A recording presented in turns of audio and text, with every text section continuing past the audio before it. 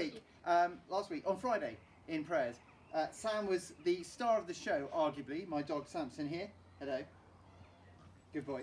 And I wanted to do something on about just kind of taking on extraordinary characteristics, taking on maybe new habits, new skills. So Sam, we're going to try and learn a skill. Come here. Sit. Ready. Jump. That's about as good as it gets. It might be quite a task for me during this time of lockdown to teach my dog new tricks, but that's fine. What we can do though together is pick up new habits, develop new characteristics. We might even pick up old things that we've done and we've left to one side. This is an opportunity to start again and to reinvest. I haven't done baking for a while.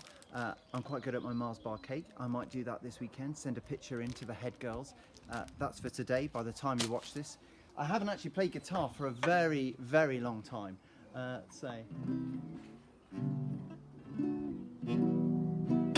You can probably tell. That was the chord sequence for Bless the Lord, O my soul. I would have sung, but I'll save you the hassle of listening to that. But there are characteristics and there are fruits, I think, that we can develop in our character over this time. That would be probably the best thing to do. And some things shouldn't be done by half. I used to cut my hair, and I might do that as we're speaking. That's quite a lot of hair. If you do this though, you don't want to do it by halves because then you just end up looking silly. And it reminds me that if we're going to do live hair cutting, we've got to go all in completely. But if we're going to do improving, oh my word, this is so scary. I'm taking off too much hair. But if we are going to do improvements, we're going to do isolation. We've got to go the whole hog on some things. And there's some things I want to talk about particularly. So there's some words here, just like a really short passage, written by, again, St. Paul. I mentioned him on Friday. It says, the fruit of the Spirit is love, joy, peace, patience, kindness, goodness, faithfulness, gentleness, and self-control.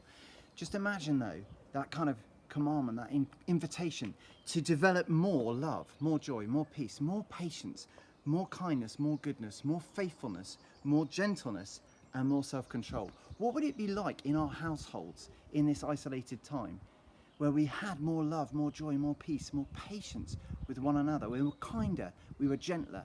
That would be the stuff to invest in, but it would be the stuff, just like a haircut, to go the whole hog with. I am still terrified. One of the things I've been doing over the last few weeks is doing a little bit of Joe Wicks occasionally. It's blooming hard work. I know that if I want to get fitter, I can't just do it on my own. I need a trainer, which aligns in really with what Paul's saying with this list of love, joy, peace, patience, kindness, faithfulness, gentleness, self-control, all of that stuff, because he calls it the fruit of the Spirit. And Paul calls these the fruit of the Spirit. Why? Because he believes, and I believe, that the Holy Spirit, which is God's Spirit here on earth, is the one who can train us in the ways of love, joy, peace, patience. I need a trainer to get fit, to run faster. I need someone to train me to cut my hair. But I also need a trainer to help me to be more loving. I can't just grit my teeth and become it. I need God's help. In order for us to develop the kind of characteristics we need to survive and to thrive well in such a time, we need God's Spirit. So the oldest prayer of the church is arguably, come Holy Spirit, fill us with your life. Help us to develop the fruits of love, joy, peace, patience, gentleness, faithfulness. I should remember them all. But help us make this world and this time now so much more bearable for others around us by being more like you. May we start well. May we continue well.